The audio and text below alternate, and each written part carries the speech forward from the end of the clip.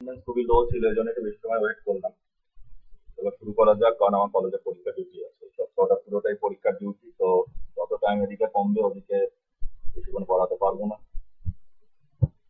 তো আমরা টেস্টিং নিয়ে লাস্ট ক্লাস অব্দি আলোচনা করছিলাম, এখনো টেস্টিং এর কিছুটা পার্ট আমাদের বাকি আছে। টেস্টিং এ কিছু ম্যাথ আছে, এবার আমরা সেই ম্যাথ গুলো একটু আইডেন্টিফাই করে নেওয়ার চেষ্টা করব, যেটাকে সিএফজি বলা হয়। তো আজকে আমরা দেখে নেওয়ার চেষ্টা করি ফার্স্টে যে সিএফজি জিনিসটা কি।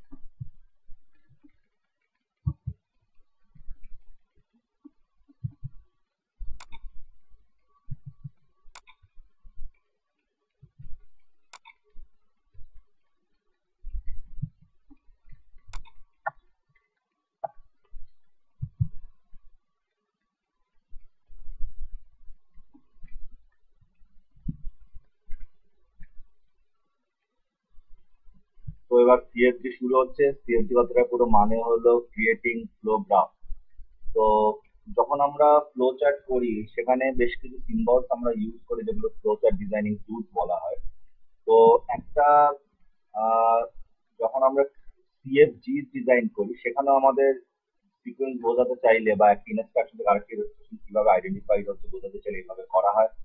একদম বাঁ দিকের প্রথম যে তোমার ছবিটা আমরা দেখতে পাচ্ছি, একটা গোল বাবল থেকে একটা অ্যারো নেমে আর একটা বাবলের দিকে, মানে একটা ইনস্ট্রাকশন থেকে আরেকটা ইনস্ট্রাকশনে যে ফ্লোটা হচ্ছে।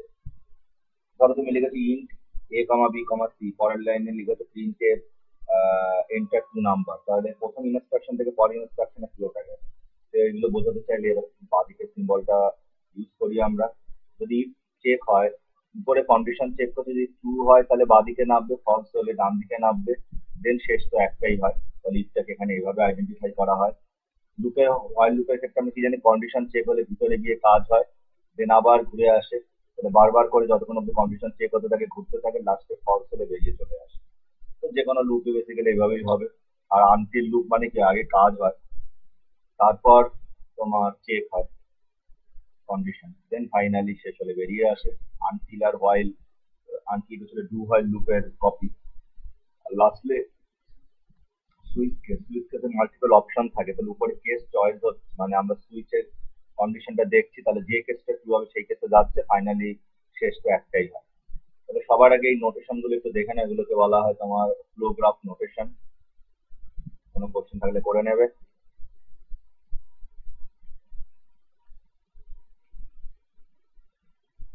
তো যখনই আমাদের পরীক্ষার হলে একটা কোডিং দিয়ে দেবে ফার্স্টে, সেখান থেকে আমাদের সিএফজি ডিজাইন করতে হবে, মানে এরকম তোমার ফ্লো গ্রাফ ডিজাইন করতে হবে। ছোট একটা কোডিং তোমাকে দিয়ে দিতে পারে, তার উপর বেস করে করতে হবে। তোমাকে বলতে পারে ফ্যাক্টরিয়াল অফ নাম্বার, সেটা তোমার সিএফজি ডিজাইন করো। তো সেক্ষেত্রে এইভাবে আমরা ফার্স্টে করে নেব। তো দেখো এখন একটু বলা রয়েছে, flow graph uses different symbols, namely circles and arrows to represent various statements and flow of control within the program. Circles represent nodes which are used to depict the procedural statements present in the program. A sequence of process boxes and a decision box used in a flowchart can be easily mapped into a single node. Arrows represent edges or links which are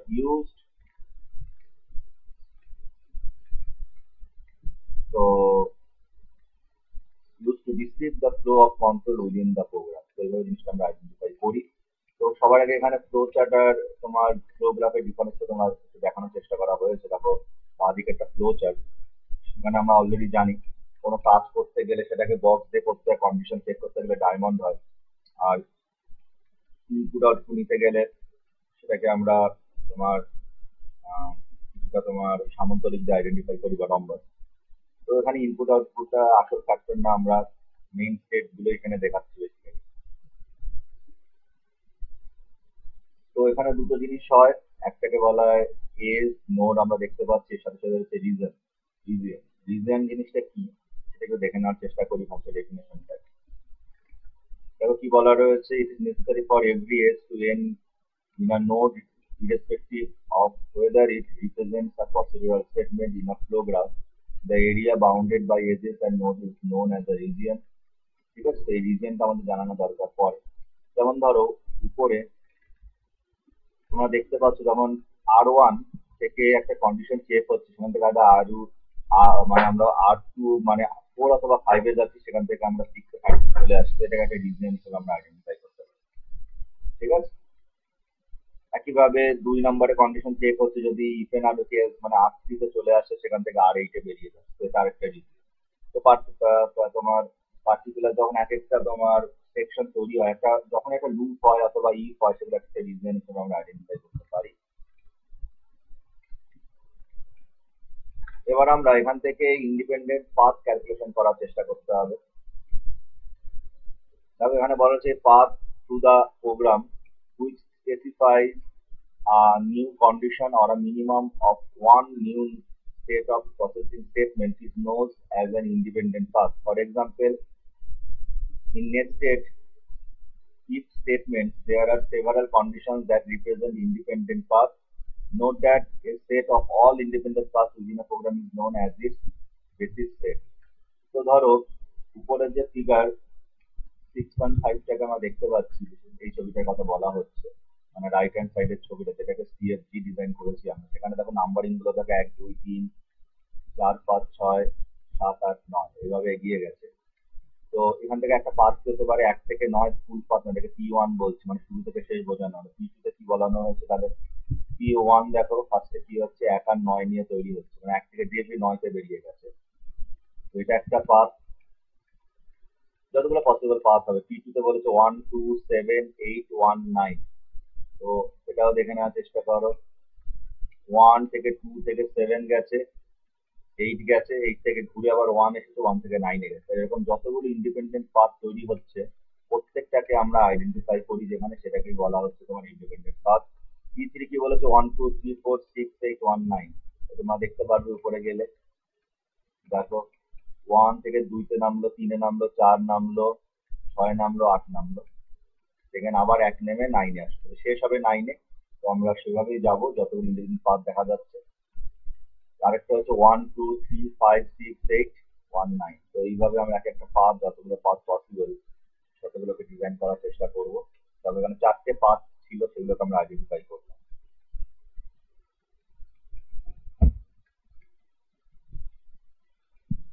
দেখো এখানে একটা কথা বলা রয়েছে, যেটাকে আমরা তোমার CCM বলি, সাইক্লোমেট্রিক কমপ্লেক্সিটি মেট্রিক। কি বলে, to determine the number of independent path to a program, the cyclomatic complexity metric is used that provides a quantitative measure of the logical complexity of a program. The value of this metric defines the number of test cases that should be developed to ensure that all statements in the program get exercised at least once during testing. তাহলে আমরা একটা প্রোগ্রামে যতগুলো possible pass হবে, সবগুলোকে কিন্তু এটা ensure করার চেষ্টা করতে হবে অ্যাটলিস্ট একবার হলেও আমরা সেগুলো চেক করছি।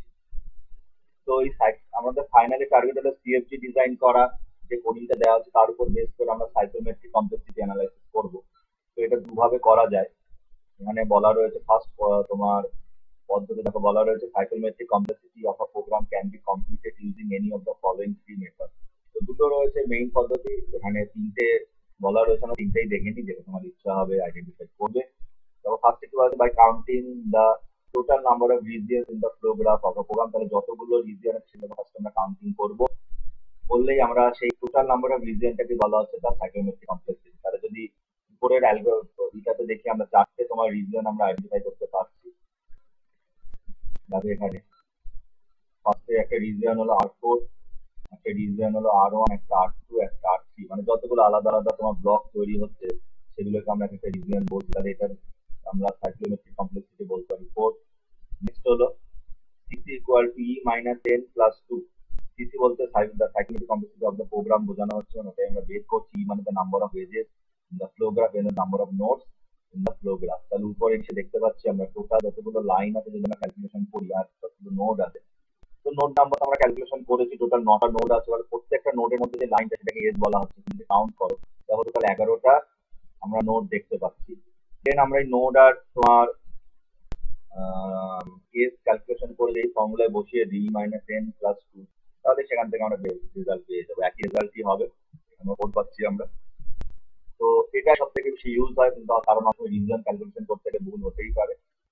আরেকটা রয়েছে তোমার CC = P + 1।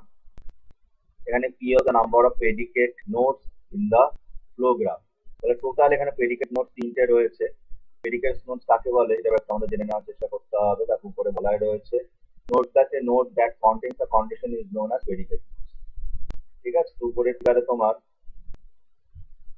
দেখতে পাচ্ছ, যেমন দেখছি আমরা, তোমার 2, 3 এগুলো হলো প্রেডিকেট নোট।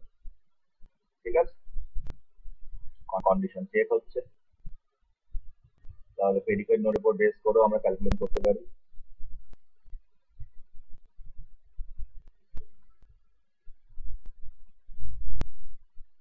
ঠিক আছে, তো এখানে আরেকটা রয়েছে মেইন কন্ডিশন, যখন 1 থেকে চেক হয়ে বেরিয়ে আসছে 3টে হচ্ছে, 3+1 এভাবে আমরা ক্যালকুলেশন করতে পারি।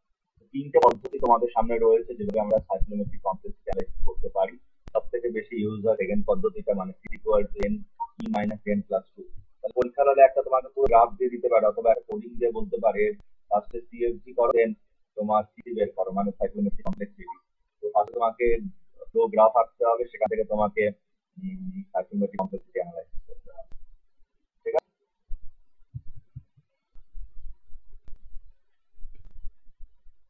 তো তোমাদের এবার করতে দিই। এখানে এই অ্যালগরিদমটা দেখতে পাচ্ছ, স্টেপ বলেই দেওয়া রয়েছে কোথা থেকে স্টেপ শুরু হয়েছে। কারণ ভেরিয়েবল ডিফাইন করা, ফাংশন নেম, সেগুলোকে আমরা বেসিক্যালি তোমার বলি না, কারণ অনেক প্রোগ্রামে তো ভেরিয়েবল নেম ডিফাইনই করা লাগে না। তো বেসিক্যালি যেখান থেকে কাজটা শুরু হচ্ছে, মানে ইউজারের কাছ থেকে ভ্যালু নেওয়া থেকে শুরু করে আউটপুট শো করা, তো এই অবধি এগুলো থেকে স্টেপ কাউন্ট শুরু হচ্ছে। এই অ্যালগরিদমটা লিখে নাও খাতায়, দেন সিএফজি বের করো, দেন আমাকে বলো যে এসসিসি কি হয়। তো সবার আগে অ্যালগরিদমটা লিখে নাও সবাই, অথবা একটা স্ক্রিনশট তুলে নাও। হোপফুলি স্ক্রিনশট তুলে নিয়েছো। এবার আমি একটু উপরে যাচ্ছি, এখানে এটার একটা স্ক্রিনশট তুলাম, ক্যালকুলেশনে সুবিধা হবে। এটার একটা স্ক্রিনশট তুলে নাও, হোপফুলি নিয়েছো। এটার একটা স্ক্রিনশট তুলে নাও, হোপফুলি নিয়েছো।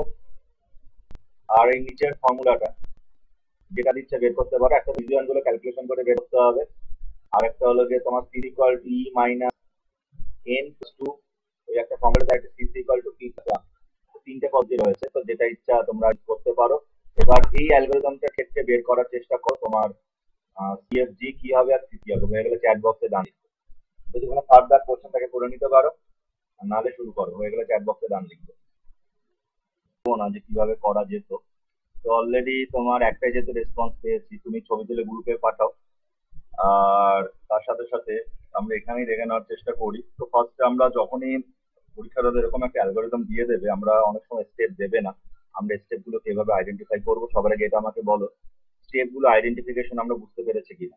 একটা কথা বলে রাখি, ফাংশনের নেম অথবা ধরো মেইন ফাংশন তো দেওয়া হলো, এগুলো কখনোই তোমার কিন্তু স্টেপ কাউন্ট হয় না। আর তার সাথে সাথে যদি কোনো ভেরিয়েবল ডিক্লারেশন হয়, সেগুলোকে আমরা স্টেপ কাউন্ট করি না। এর বাদে যত ইনস্ট্রাকশন আছে আমরা এভাবে মার্ক করবো, এলস এর জন্য কোনো স্টেপ হবে না। দেন সেখান থেকে দেখো গ্রাফটা ডিজাইন আছে, গ্রাফটা দেখে নাও যে এইভাবে চিন্তা ভাবনা করতে পেরেছিলে কিনা। 3 নাম্বারে গিয়ে আমরা ইফ কন্ডিশন চেক করছি, যদি আইদার 4-এ যাবে না হয় 5-এ যাবে, দেখো তাই হয়েছে, আইদার 4-এ অথবা 5-এ। দেন ফাইনালি 6-এ শেষ হয়েছে। দুটো রিজন একটা রয়েছে, একটা মেইন প্রোগ্রামের রিজন, আরেকটা হলো গিয়ে আমাদের উপরেরটা তুমি R1 দিতেই পারতে, পরেরটা আর সেটা কোনো ফ্যাক্টর না। আরেকটা হলো কি ইফের রিজন। তো দুটো রিজন ক্যালকুলেশন হলো, সেখান থেকে তুমি ক্যালকুলেশন করতেই পারো। সিসির ভ্যালু যেহেতু আর নাম্বার অফ রিজন, তো দুটো রয়েছে, এই জন্য 2 হবে, অথবা তুমি ফর্মুলায় ফেলতে পারো। টোটাল এখানে আমরা দেখতে পাচ্ছি নোড আছে 6টা, আর এজ আছে 1, 2, 3, 4, 5, 6, এজও আছে 6টা। তো 6 - 6 + 2, তাহলে টোটাল হলো 2। আর প্রেডিকেটের ক্ষেত্রে দেখতে পারো, এখানে তোমার প্রেডিকেট নোট একটাই আছে, আর তার সাথে +1, মানে p+1 ফর্মুলা ছিল, তো যোগ করলেও 2 হচ্ছে। তো যেভাবে যাও না কেন সেভাবে অ্যান্সার একই রকমেরই আসবে। তো এইভাবে করেছো কিনা আমরা একটু দেখে নিই। সিজুর মনে হয় গ্রুপে ছবি পাঠিয়েছে।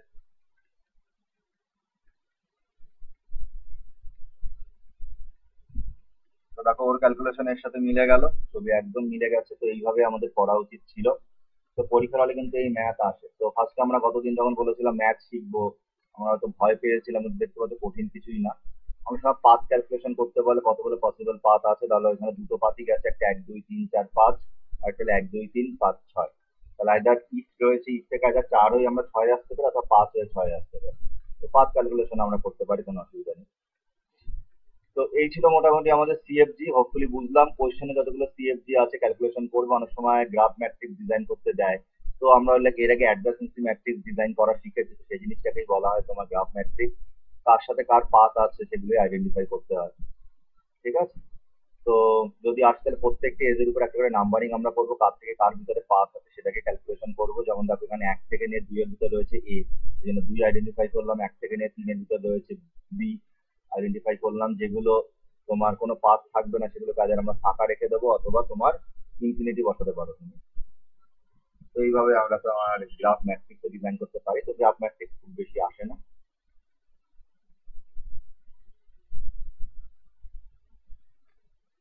ঠিক আছে? এবার আমরা এগিয়ে যাই সামনের দিকে। কন্ট্রোল স্ট্রাকচার টেন্ডিং বা কন্ডিশন টেস্টিং আমাদের লাগবে না, কোনোদিনও আসতে দেখিনি। ডোমেইন টেস্টিং, ব্রাঞ্চিং টেস্টিং এগুলো আসে, সব সিএফজির উপর বেস করে করতে হয়। লুপ টেস্টিং খুব একটা বেশি আসে না, তো একবার দেখে নাও। Loop testing is used to check the validity of loop present in a program module. Generally, there exist 4 types of loops, namely simple loop, nested loops, concatenated loops, and unstructured loops. তো এখানে দেখো 4 রকমের loop আমরা দেখতে পাচ্ছি। মানে যখন 2-3টে loop একসাথে অ্যাটাচ হয় সেটাকে কনক্যাটিনেটেড লুপ বলা হয়। আর আনস্ট্রাকচার মানে তো একটা লুপের আন্ডারে আরেকটা, তার আন্ডারে আরেকটা, এগুলোকে আমরা বলি আনস্ট্রাকচার লুপ। আর নেস্টেড লুপ, ধরো একটা তোমার লুপের ভিতরে আরেকটা লুপ চলছে, যখন আমরা ম্যাট্রিক্স করি সেটাকেই তোমার নেস্টেড লুপ বলি। আর আনস্ট্রাকচার্ড লুপ নেস্টেড লুপ পুরোপুরি মিল নেই।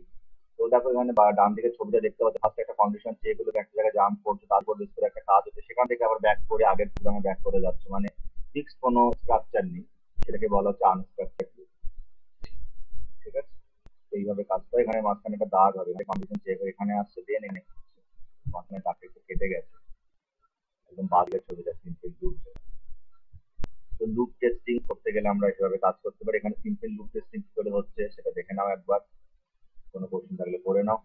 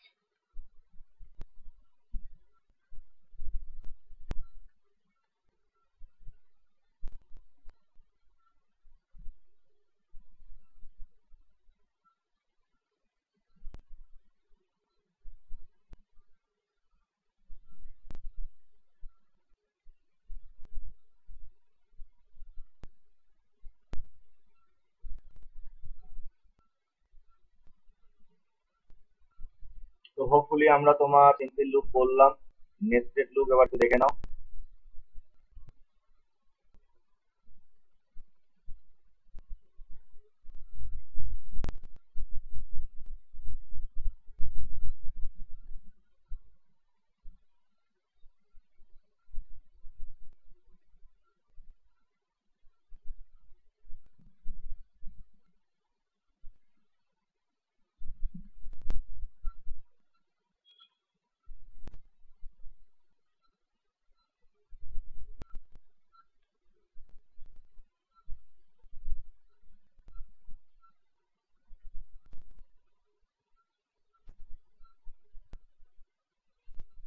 অলরেডি লোকগুলো তো আমরা জানি, নতুন কিছু না। তারপরও একবার করে নিলে আমাদের সুবিধা হবে। স্টেপ একবার দেখে নাও, কোনো কোশ্চেন করে নেবে।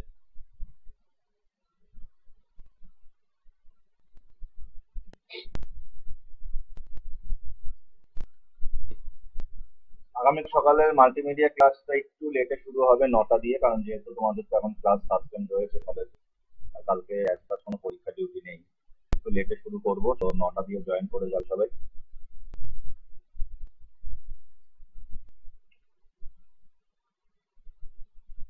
এবার আমরা কনক্যাটিনেটেড লুপসটা দেখে নিই একসাথে, সাথে আনস্ট্রাকচারড লুপস কাকে বলে।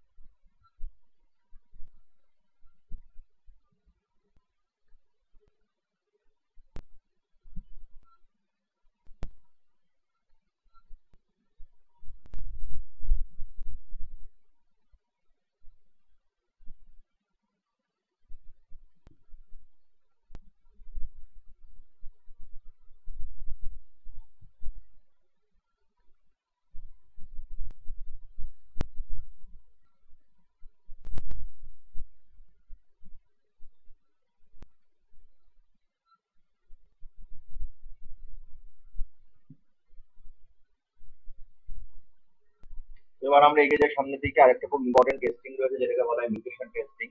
এবার কি বলা হচ্ছে, mutation testing is a white box method where errors are purposely inserted into a program to verify whether the existing test case is able to detect the, তার মানে মিউটেশন টেস্টে অন্য টেস্টিং গুলোকে চেক করা হয় যে সত্যি সেই টেস্টিং তোমার প্রোগ্রামের টেস্ট গুলোকে মানে এরর গুলোকে ধরতে পারছে কিনা, মানে ইচ্ছা করে কিছু কোডিং এ আমরা ভুল ঢুকিয়ে দেবো, যাতে আমরা বের করতে পারি যে অন্য টেস্টিং ঠিকঠাক ভাবে আমাদের টেস্ট মানে আমাদের প্রোগ্রামের ভুলগুলোকে ধরতে পেরেছে কিনা।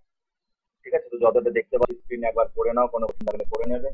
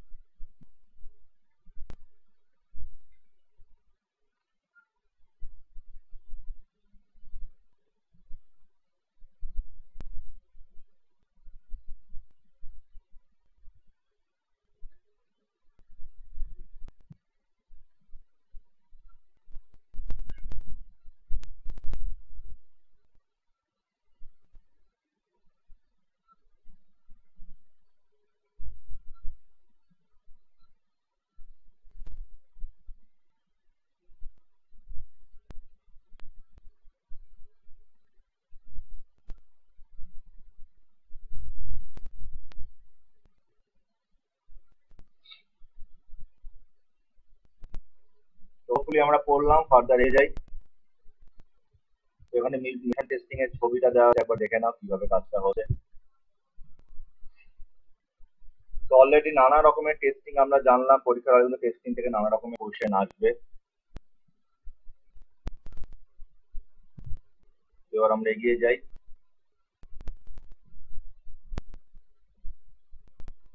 তো যখন মিউটেশন টেস্টিং করার একটা স্টেপ ফলো করা হয়, এখানে স্টেপ বলা রয়েছে, একবার একটু করে নাও সবাই, কোনো কোন থাকলে করে নেবে।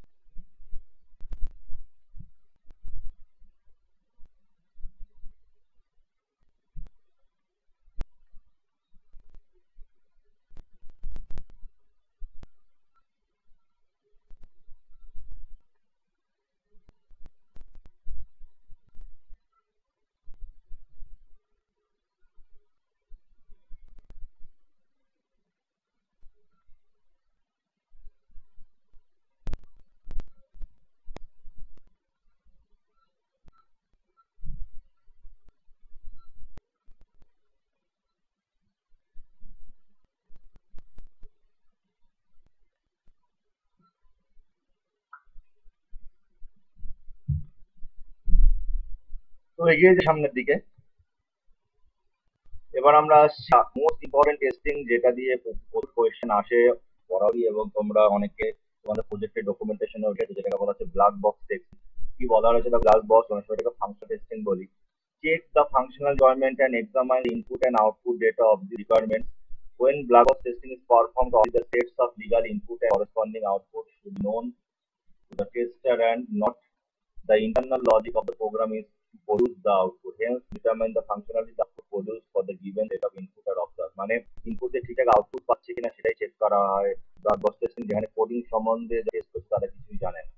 তো ব্ল্যাক বক্স টেস্টিংটা একবার করে নাও, পরীক্ষা হলে হোয়াইট বক্স টেস্টিং আর ব্ল্যাক বক্স টেস্টিং খুব কমন কোশ্চেন আসেই।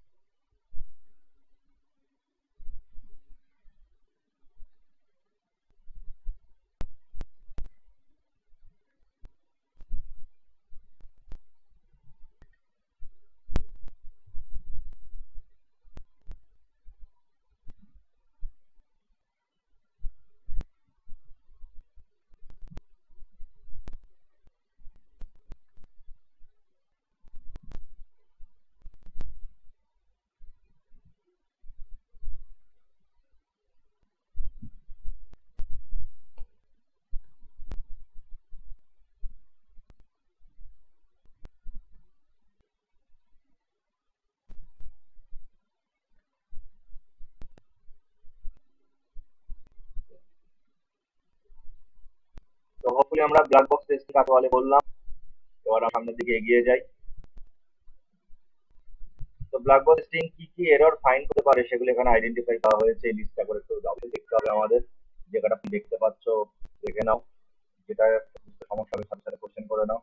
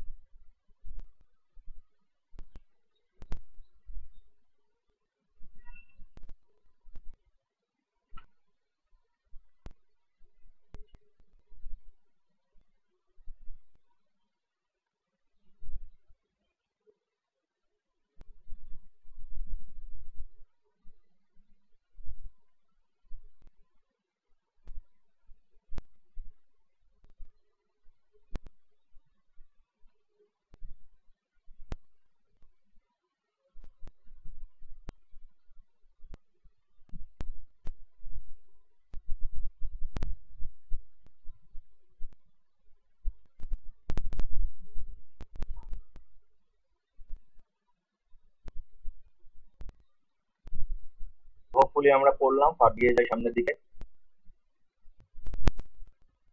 এখানে অ্যাডভান্সেস ডিসঅ্যাডভান্স তুলে ধরা হয়েছে আমাদের ব্ল্যাক বক্স টেস্টিং এর, আমরা অবশ্যই দেখবো একবার। এখানেও কোনো কোডালে করে নেবে।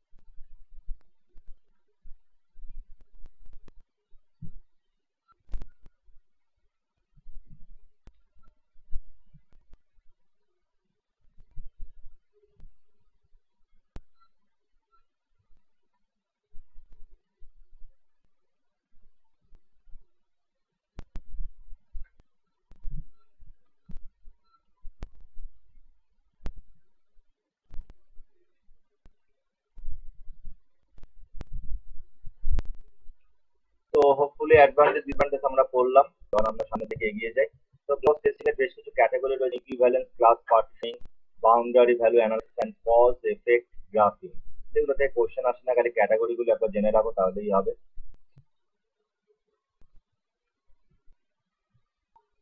তো এখানে খুব কমন একটা কোশ্চেন যে হোয়াইট বক্স টেস্টিং আর ব্ল্যাক বক্স টেস্টিং এর মধ্যে ডিফারেন্স কি, একটা চার্ট ধরা হয়েছে।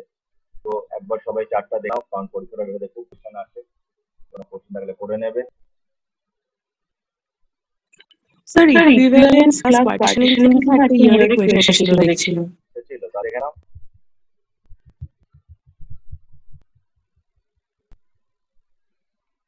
এখানে বলা হয়েছে ইকুইভ্যালেন্স ক্লাস পার্টিশনিং কাকে বলে? The 10 inputs are classified in equivalence classes such that one input checks all the input values in that class. তাহলে একটা ইনপুট ধরো আমরা একটা সেট ধরে নিলাম, তার উপর বেস করে সেখানে একটা আর্বিট্রারি ইনপুট চয়েস করে নিয়ে সেটাতে টেস্ট করে দেখলাম যে আমাদের প্রোগ্রাম ঠিকঠাক আউটপুট আসছে না।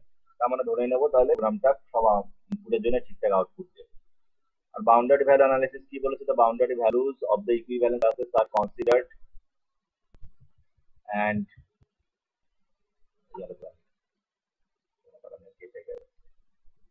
দেখো বাউন্ডারি আমি মুখেই বলেছি, বাউন্ডারি অ্যানালাইসিস কি করা হয় তোমার হাইস্ট একটা তোমার ধরো আমরা যখন কোনো একটা রেঞ্জ নিয়ে কাজ করি, আমাদের প্রোগ্রামের যে ভেরিয়েবল গুলো ডিফাইন করতে তারও একটা পার্টিকুলার রেঞ্জ থাকে। তো রেঞ্জের বাইরে তো যেতে পারবো না। যেমন ইন্টিজার ভেরিয়েবলের একটা পার্টিকুলার রেঞ্জ থাকে 85,767, তার মধ্যে যেতে পারবো না। তো ওটাকে আমরা বলতে পারি বাউন্ডারি ভ্যালু। তাহলে হাইস্ট কতটা অব্দি তোমার প্রোগ্রাম ইনপুটের জন্য ভালো মানে আউটপুট দিতে পারছে সেই চেকটা বলা হয় বাউন্ডারি ভ্যালু অ্যানালাইসিস। একটা এক্সাম্পল বারে কি, তুমি ধরো ফ্যাক্টরিয়াল নাম্বার বের করছো, সেখানে দাঁড়িয়ে তোমার আমরা জানি নর্মাল ইন্টিজার ভেরিয়েবল ডিফাইন করলে 7 উপরে গেলেই ও কিন্তু ফ্যাক্টরিয়াল ঠিকঠাকভাবে ক্যালকুলেট করতে পারবে না। তো সেই ক্ষেত্রে বাউন্ডারি আমরা ধরে নিতে পারি আপ টু তোমার 7। ঠিক আছে, তো এটাকে বলা হচ্ছে বাউন্ডারি ভ্যালু অ্যানালাইসিস। আর লাস্টে হচ্ছে কস্ট এফেক্ট গ্রাফিং। মানে কজ এফেক্ট গ্রাফিং, আমার গ্রামে যতগুলো কন্ডিশন আছে যখন আমরা ইনপুটের জন্য প্রত্যেকটা কন্ডিশন চেক করার চেষ্টা করি সেটা বলা হয় কস্ট এফেক্ট গ্রাফিং। মানে কতটা তোমার পার কন্ডিশনের জন্য আমাদের আউটপুট ঠিকঠাকভাবে পাচ্ছে কিনা। এই জন্য তো বলা হয় অনেক সময় যখন পরীক্ষা কোনো অ্যাসাইনমেন্ট সলভ করছো, তো যতগুলো তুমি কন্ডিশন চেক করছো ততগুলো আউটপুট সেট দিতে বলা, যতগুলো কন্ডিশন রয়েছে। ধরো প্রাইম নাম্বার করছো, তুমি চেক করে দাও একটা নাম্বার যেটা প্রাইম কি প্রাইম না। তো আমরা বলি প্রাইম হলেও দেখে প্রাইম না হলেও দেখাতে, এটা বলা হচ্ছে কজ এফেক্ট গ্রাফিং। ঠিক আছে, জাস্ট ওটা কোনোভাবে কেটে গেছে, একটু গল্পটা শুনে নিলে।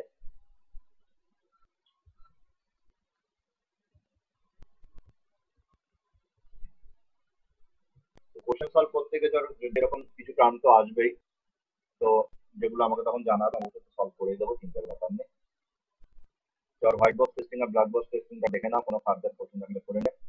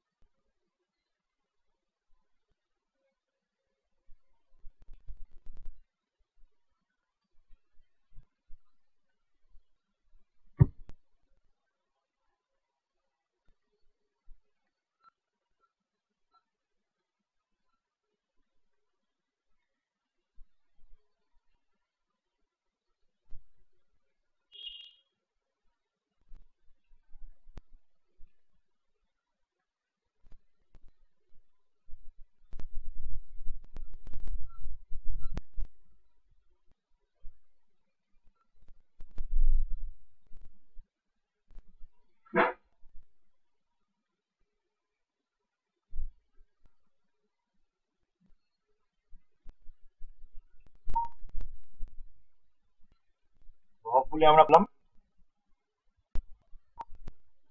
এই হোয়াইট বক্স টেস্টিং আর ব্লাড টেস্টিং এর মাঝখানে একটা টেস্টিং আছে যেটাকে বলা গ্রে বক্স টেস্টিং।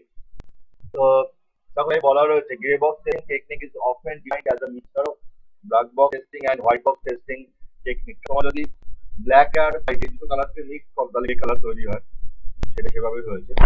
কি বলা হচ্ছে, this technique is specially used in web applications. In this technique complete knowledge of of internal structure of the program is not required, rather partial knowledge, that is how the components of the program operate and interact is sufficient। পুরো না জানলে আমাদের চলবে, তার component গুলো কিভাবে কাজ করছে সেটা জানলে চলবে। ওয়েব ডিজাইনিং এর ক্ষেত্রে গ্রে বক্স টেস্টিং তোমার পপুলার একটা টেকনিক যেটা ইউজ করি, ঠিক আছে। তো এখানে বেশ কিছু পয়েন্ট মেনশন করা রয়েছে, তোমার গ্রে বক্স টেস্টিং এ পড়া করে একটু করে নাও, কোনো কোশ্চেন থাকলে করে নেবে।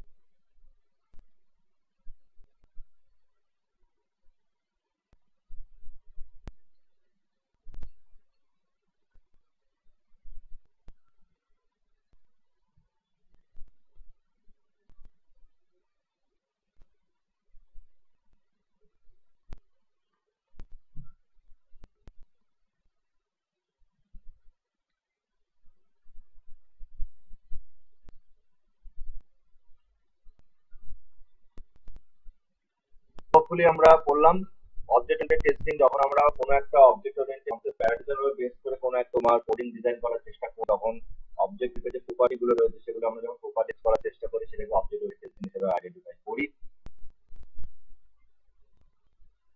তো এর আগে যে টেস্টগুলো দেখছো সেগুলো বোধ তোমার প্রসিডিউরাল টেস্টিং অথবা প্রসিডিউরাল প্রোগ্রামিং অথবা অটোমেটেড প্রোগ্রামিং এর জন্য খাটে, কিন্তু to some extent procedural oriented programming এর জন্য বেটার কাজ করে। তো অবজেক্ট ওরিয়েন্টেড টেস্টিং এর জন্য স্পেশালি ডিজাইন করা হয়েছে। জাভা অথবা ধরো তুমি কোনো একটা এমন প্রোগ্রামিং হচ্ছে যেটা অবজেক্ট ওরিয়েন্টেড কনসেপ্ট ভালোভাবে ইউজ হচ্ছে, সেসব জায়গাতে যাতে বেটার ভাবে আমরা আইডেন্টিফাই করতে পারি আমাদের এরর। ঠিক আছে, তো কোনটা একবার একটু করে নাও, কোনো কোনটা করে নিতে পারো।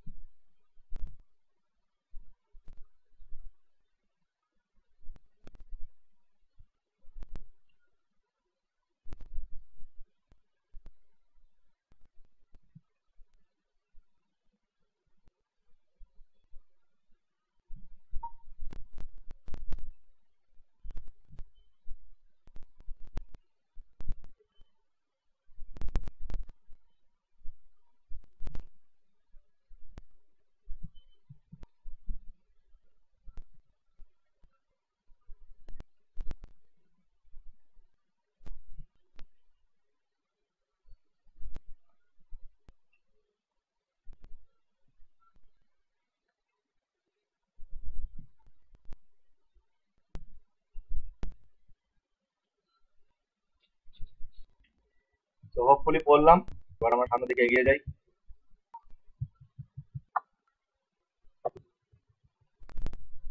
এবার বেশি ফল্ট বেস টেকনিক না পড়তে পড়তে কত রকমের টেস্টিং করে নিলাম। ফল্ট বেস টেস্টিং কি বলে? Fault base testing is used to determine or uncover a set of plausible flaws. In other words, the focus of tester in this thing is to detect the presence of possible faults.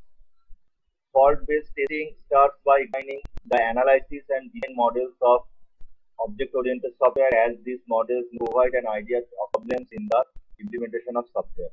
তো implementation করতে গিয়ে যে ধরনের প্রবলেমগুলো arise করে, বিশেষ করে object oriented programming এর ক্ষেত্রে, সেই সময় ফল্ট বেসড টেস্টিংটা অনেক বেটার ভাবে করে।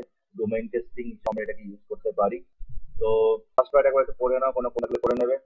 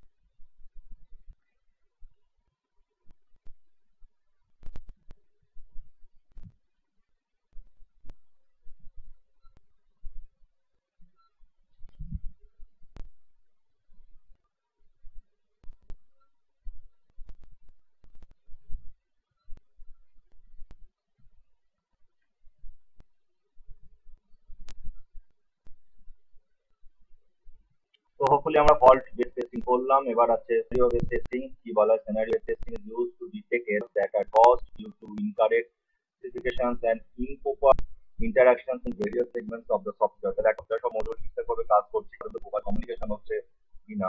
তো এইগুলো টেস্টিং আমরা সিনারিও বেসড টেস্টিং এ করি। ইন্টার প্রসেস কমিউনিকেশন টেস্ট করা হয় তোমার সিনারিও টেস্টিং দিয়ে। তো আপ টু পয়েন্ট অবধি যতটা আছে একবার করে নাও, ফার্দার কোশ্চেন থাকলে করে নেবে।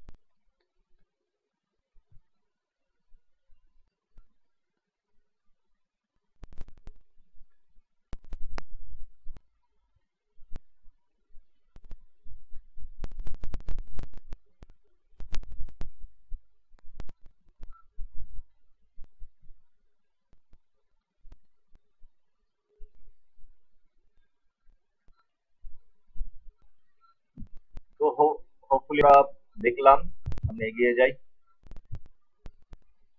তো নানা রকমের টুলস যার সাথে আমরা সফটওয়্যার টেস্ট, এবার অলরেডি বাজারে কাস্টমাইজ টুল রয়েছে। তো দু রকমের টেস্ট, একটাকে বলা হয় স্ট্যাটিক টেস্টিং আর একটাকে বলা হয় ডাইনামিক টেস্টিং। স্ট্যাটিক টেস্টিং আমরা অনেক সময় ম্যানুয়ালি এটাও করে, অথবা কিছু সফটওয়্যার রয়েছে স্ট্যাটিক টেস্টিং করতে আমাদের সাহায্য করে। আর ডাইনামিক টেস্টিং মানে যখন রান টাইমে সফটওয়্যার চলে যায় তখন ডাইনামিক টেস্টিং করে। স্ট্যাটিক মানে রান টাইমে যাওয়ার আগে যখন টেস্ট করা হয়, মানে এক্সিকিউশন করার আগে টেস্টিং করা, সেটাকে স্ট্যাটিক টেস্টিং বলা। তো যত স্ক্রিনে দেখতে পাচ্ছ একবার একটু করে নাও, কোনো কোশ্চেন করে নেবে।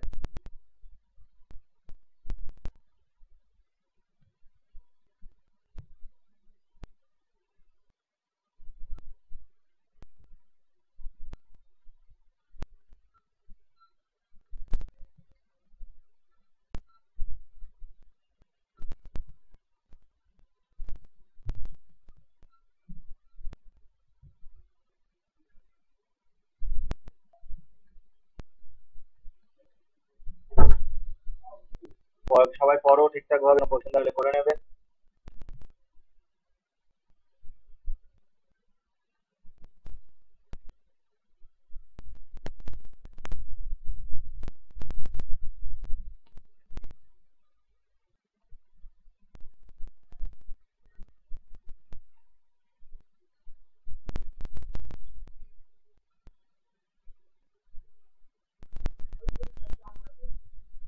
তো হোপফুলি আমরা টেস্টিং এর প্রায় শেষের দিকে চলে এসেছি। আজকে আমরা টেস্টিং পার্টটাই শেষ করে ফেলবো, আজকে সিলেবাস শেষ করে দেবো, কিন্তু করতে অনেক লেট হয়ে গেছে। তো আমরা ক্লাস আমাদের লাগবে, হোপফুলি নেক্সট ক্লাস আমাদের সফটওয়্যার ইঞ্জিনিয়ারিং শেষ হয়ে যাবে। আর বেশি তাদের বাকি নেই, cost benefit analysis, maintenance, implementation, এগুলো নিয়ে আমাদের হালকা পড়াশোনা বাকি আছে। তারপর আমরা চলে যাবো কোশ্চেন সলিউশনে।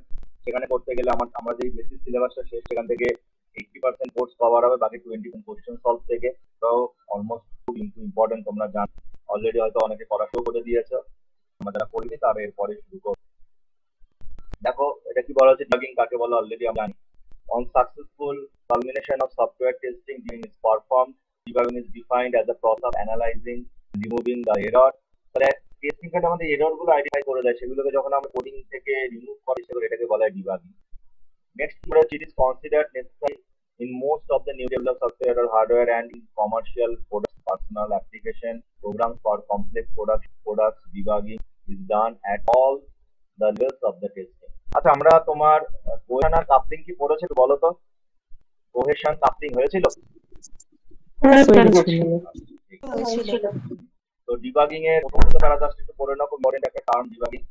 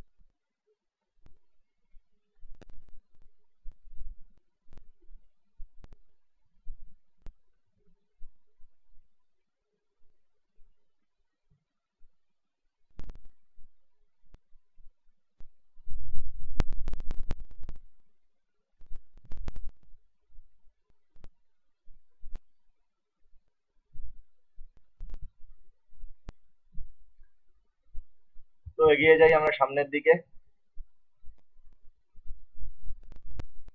তো ডিবাগিং প্রসেস আমার লাগবে না, ডিবাগটা জানলেই হবে। তো এর সাথে মোটামুটি আমাদের নোটটা শেষ।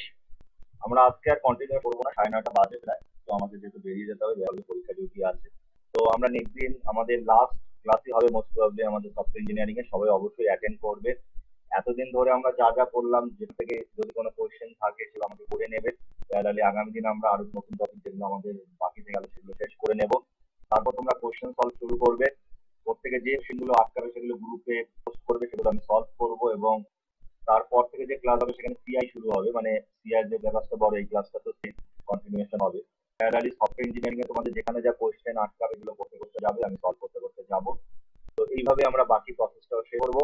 এই সপ্তাহে শুক্রবারের ক্লাস আমাদের অফ ক্লাসই হবে 100%। তো কারণ ফাইনাল ডকুমেন্টেশন চেক করবো, কারণ প্রায় ডকুমেন্টেশন শেষের দিকে চলে এসেছি। তোমাদের বলেই দিয়েছি কি আর অ্যাটাচ করতে হবে, সেগুলো তো ডকুমেন্টেশন থেকে কপি পেস্ট করবো অথবা রেফারেন্স করে অন্যান্য জায়গা থেকে কপি পেস্ট করবে। তো ফাইনাল রেডি করে ফেলো, খালি কোডিং আর তোমার স্ন্যাপশটের জায়গাটা ফাঁকা রেখে যেভাবে সাজাতে বলছি সেভাবে সাজাবে। তারপরেও অনেকে বড়, এই জন্যই ফাইনাল চেক হবে। তো অবশ্যই সবাই টাইম চলে আসবে, আমি টাইমিংটা বলে দেবো কখন আসতে হবে, তো আমরা ওখানে বসে সব করে নেব। দেন তারপরে আমরা শুক্রবারের ক্লাসটাকে আমাদের অপশনাল হয়ে যাবে, কারণ আমাদের যেহেতু ডকুমেন্টেশনের জন্য ক্লাসটা ছিল। যদিও আরো দুই একটা ক্লাস হবে পাওয়ার পয়েন্ট প্রেজেন্টেশন, দেন আমি দেখিয়েছি সেটা আর কি রেডি করে আমি একবার চেক করে দেখে নেব। তো তাহলে আমাদের শুক্রবারের ক্লাসটা ওটাতে সিআই শুরু হবে না, ওটা আমি অন্য একটা ব্যাচকে দিয়ে দেবো যে তোমাদের আগের ক্লাসটাতে এরপরে সিআই শুরু হবে এবং মাল্টিমিডিয়া প্রায় শেষের দিকে ওটা শেষ হয়ে গেলে ওখানেও সি হবে। তো এইভাবে আমরা যত তাড়াতাড়ি পারি এবার কোর্স শেষ করে যেতে হবে, কারণ পরীক্ষা প্রায় দুয়ারে চলে এসেছে। তো সেখানে দিয়ে বেহালা কলেজে তো তোমাদের ইনার অ্যাসেসমেন্ট হবে, বিবেকানন্দ কলেজেও হবে। এবার আমরা তো মাল্টিমিডিয়া এরকম ভাবে করে উঠতে পারি না, আমাদের 10টা করে কোশ্চেন দিয়ে দেবো। তো সেগুলো থেকে তার ভিতর থেকে আমি কোশ্চেন সেট করবো। তো আমি দু একদিনের মধ্যে তোমাদের সেই সাজেশনটা দিয়ে দেবো, সেগুলোই ভালো করে পড়ে যাবে, তার ভিতর থেকে আমি কোশ্চেন সেট করা হবে। Vivekananda college most probably MCQ হবে, সেই ক্ষেত্রে আমি ভুলে গেছিলাম। তো এমসিকিউর জন্য তোমাদের আরো কিছু কোশ্চেন আমি এক্সট্রা হয়তো পূর্ণ করছি, একটা এমসিকিউ সেট আমি তো করেছি। তো সেটাও তার ভিতর থেকে পরীক্ষার অনেক কোশ্চেন হবে। আর বেহালা কলেজে যে জ্যাম হবে তোমাদের আমি 10টা কোশ্চেন দিব, তার ভিতর থেকে কোশ্চেন সিলেক্ট করবো। তো আপাতত এইভাবে আমরা একটা পিড বাঁচিয়ে নিই। দেন আমাদের ক্লাস সাসপেন্ড না থেকে দিয়ে তো আমরা কলেজে শুরু করতাম, প্র্যাকটিক্যালটা এই ছুটি ফুটি পড়ে যায় কি ভয় তাড়াতাড়ি শেষ করলাম, যাতে আমাদের হেডেকটা না থেকে যায়। যেমন অনেক সাবজেক্টে তো এখনো শুরুই হয়নি, সবার প্র্যাকটিক্যাল প্র্যাকটিস করছে, অ্যাসাইনমেন্ট তোমরা সাইন করোনি। তো পরীক্ষার শেষ মোমেন্টে পড়াশোনা বাদ দিয়ে কলেজে গেছে সাইন করাটা প্রচুর সময় ন করে। তো সেই জায়গায় অ্যাটলিস্ট লাস্ট সেমিস্টারে আমি অ্যাসাইনমেন্ট গুলো শেষ করে দেওয়ার চেষ্টা করি যাতে হেডেকটা মিটে যায়, কারণ কেউ না টু সাম এক্সটেন্ড বাড়িতে বসেও কিছুটা হ্যান্ডেল করতে পারবো, কিন্তু সেই কলেজেই আসতে হবে সাইন করতে। তো সেই জায়গাটা আমরা হেডেকটা মিটিয়ে পারলাম অনেকটাই। তো থিওরিটা দেখি যেভাবে বলবে সেভাবে কন্টিনিউশন হবে। তো কারো যদি ফার্দার বলা থাকে বলতে পারো, নাহলে আজকের ক্লাস এখানেই শেষ হবে, লিভ করে যেতে পারো।